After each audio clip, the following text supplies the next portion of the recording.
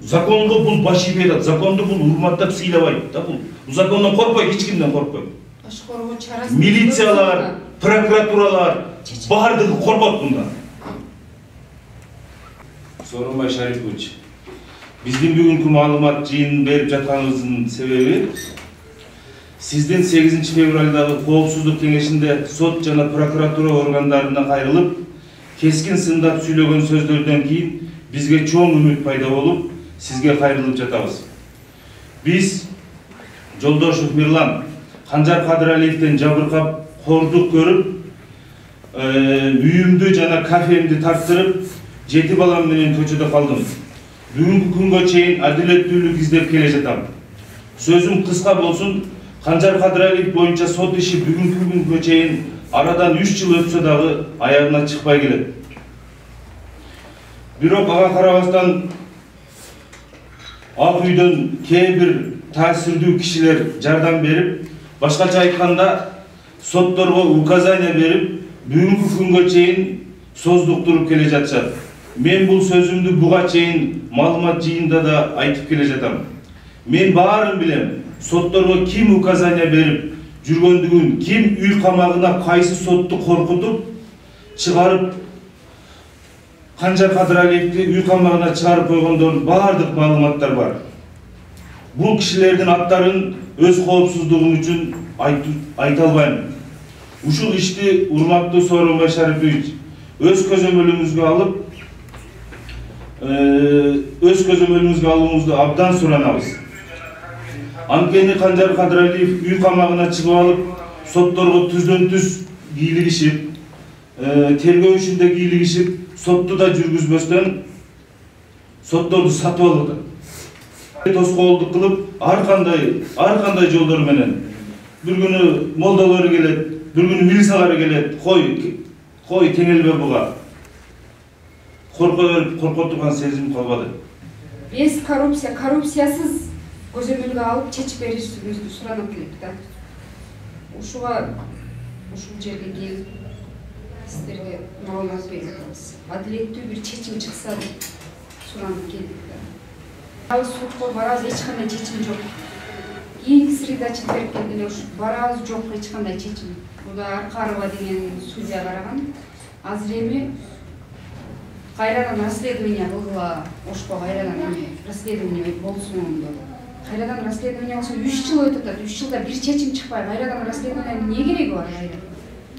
Биз бул 3 жылдан бери ушу балдар менен, кичинекей балдар менен кайра сотко барып атабыз.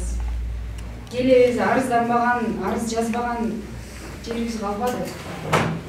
Бир ушу экинчи поликлиниканы билсеңиздер, ошонун бир кароолканасында жашайбыз азыр. Бир комната, кичинекей комната, ушу балдар менен ушу жерде жашайбыз азыр. Эч кандай ичинде условия жок. Квартираны азыр барып дагы көрсөздөр болот да. Кандай жашоо болуп атат, кафе кандай состоянияда иштеп атат. Ошону көрсөздөр. Эне катары мен ушу балдарым жетелеп да барып ушу Сооронбай Жээнбековдон суранат элем. Үй Галастокто турбаза. Анын ичине мен 3 комнаталы үй салам. 3 айдын ичинде эле болуп аткан окуяда. 3 айдын ичинде бул документти бул кишиникин окшотуп туруп өздөрүн оформить этет дагы 3 айдан кийин мени үйдөн да жок, кафеден жок кууп чыгат. Анан мен чыгып алып арызданам. Милицияга жазбай эле Канжар, Канжар, кой, берип кой менин кафеми. Үйдү макул, башы көзүмө сатып ала бер. Кафени берип кой десем, ошол күнү бир эки адамды, мен карыз болгон адамды чогултуп келет дагы арыз жаздырып мени алып келип камап койду. Милицияга. 2 күн тергөөчүнүн кабинетинде отурам. 3-чү күнү прокуратурага санкцияга алып кирип кетип атканда бир милиционер эми атын айткан болбойт аны. Бир милиционер мени уурдап чыгат дагы ал жерден Канжарга түшүп келип калсын деп. Алып барып самолетке салып Москвага жүргүзөт. Москвада жашырып жүрөм, бала чакамды, келинчегимди Москвага калтырып алам. Кафеми да үйүмдү да тартырып коем. Аякта жүргөндө анан бунун үстүнөн арыз түшөт да. Бул кишилер арызданып чыкышат. Анан мен келип туруп арыз жазам. Арыз жазганда мага кафемди кайтарып берет, кызыл китебимди да колума беришет. Бирок кызыл китебим тигилердин атында болот. Аялымдын атында болот. 3 адамга которуп, 3 айдын ичинде. Биринчи жанагы телохранительден которот, азыр эмеде отурат, түрмөдө отурат, ошо сотко келип атат. Экинчи бир Уларбек дегенине каттатат, Мырыуда иштеген. Үчүнчү аялына каттатып алат да, анан мени кууп чыгат да бул. Мен качып Россияда жүргөндө арыз түшөт, кайра келип турганда мен генеральный прокуратурага арызданам, туура эле. Албак Айда Салянович. Анан булар мен китебимди кайтарып берет, аштанан бошотуп берет. А китепти, кызыл китепти генеральный прокуратура арестке коюп коет. Сотто өждөп болот да. Ошол бойдон аресттен чыга элек китебим бул иштеп жүргөндө сууга 195 миң төлөбөй иштеп жүрө берген, сууга да налог эч жака төлөгөн эмес, бардыгын ташол деп жүрө берген. Мен өткөргөндө келип туруп электросет светим кесип салган, азыр светим жок. Ашкананын ичиндеги бүт нерсе, холодильник, бүт нерсени тонуп алып чыгып кеткен.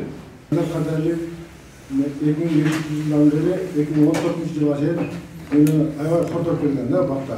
Барып ошо иштеп матып, бакындай акасыбы каалаган ишин жүргүзгөн. Жана атка сүдө турган, ошолорда прокуратурага өзгөнгө жана ош прокуратурасына кайрылсам эч кандай жыйынтык турган эмес элечи.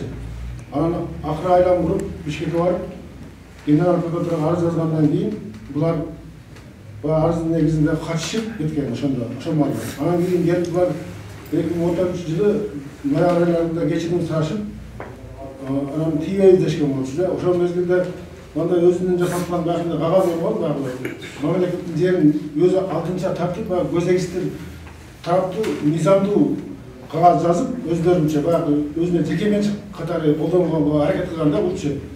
Анан ошол кагазын ошол маалда мага берген. Будан кийин сизге тийбейм деп. Өзү негизинде мындай мамлекет тарабынан берилген бизде баягы кагаз болот, арыз баягы берилет да, иштесин деген. Баягы соцфондун төлөйбүз, баягы жер салыктан төлөйбүз, бул мыйзамдуу кагаз. А мынабу мыйзамсыз кайтардын кагаз. Өзүнчө баягы өз билендик кылат да. Ошол негизинде кайтып 2014 жылы бизге берген. Анан баягы азырынча сот жүргөн. Сотто барып туурасын айтканмын.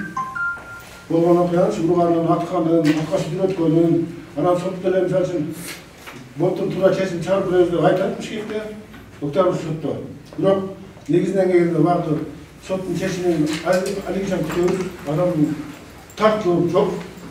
Мына 2018 жыл болсо, 1-февралда Канжар Кыдыралиев, Улан Кыдыралиев жана ошонун баягы жендеттери барып, азыр бакты элеп алган. Милицияны айтып, ошол бакка барып чечмеген нерсени барбай койду.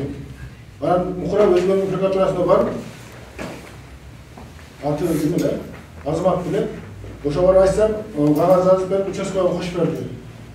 Келсек, ошол Канжар Кыдыралиевдин балдары бакка киргизбей, бакында коркутушуп кетти. Бирок мен аны айтканмын, балдарына сен арызданам деп.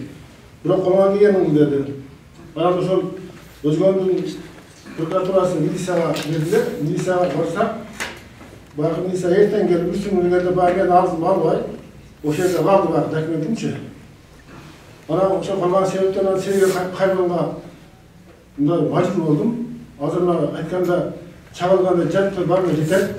Ушул баягы Канжар Кыдыралиевдин мыйзамын бузгандыгы үчүн муну түздөн-түз жоопко тартыш керек. Тартпаса аны кеч болуп калат. Ал ошол бакта азыр бизди баягындай жендеттери менен, дундуктары менен коркутуп аткан адам. Милицияга айттым, прокуратурага ушундай болуп атат десем, алардан эч кандай кыймыл жок. Азыркы негизде ошол Канжар Кыдыралиевдин адамдары бакты ээлеп, каалагандай бакты кыркып, баягы өзүнүн жеке менчик 28 соток жерди тегерек тосуп алды. Бул өзү негизде мыйзамда жок болчу.